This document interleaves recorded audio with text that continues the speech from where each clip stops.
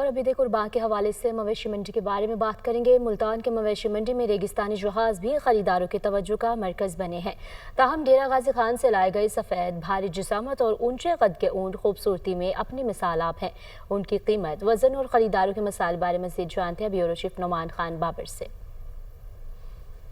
जी बिल्कुल, ईद कुर्बान करीब आते ही मुल्तान में मुख्तलिफ मकामात पर मवेशी मंडियाँ जो हैं वो लग गई हैं। छोटे जानवर कुर्बानी के लाए गए हैं और इसी तरह से बड़े जानवर जिसमें गायें, भैंस, बैल और ऊँट शामिल है, बड़ी तादाद में यहाँ पर लाए गए हैं। जनूबी पंजाब के मुख्तलिफ अजला हैं जिनमें लैया है, मुजफ्फरगढ़ है, कोटादू है, इन अजला से ये जानवर लाए गए हैं। लेकिन कीमतें इंतहाई ज़्यादा हैं, जिसकी वजह से शहरों की अक्सरियत जो है वो बड़े कुर्बानी के जानवर हैं वो ख़रीद रही है।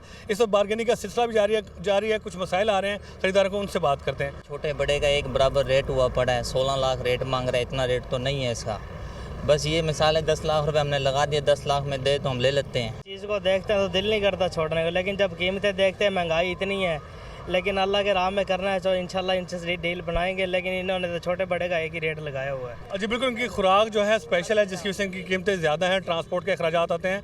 अब व्यापारियों का यही कहना है कि जिसने खरीदना है वो खरीद कर जाएगा, लेकिन कीमतें यही हैं, कीमतें कम करके वो नुकसान नहीं कर सकते। जी।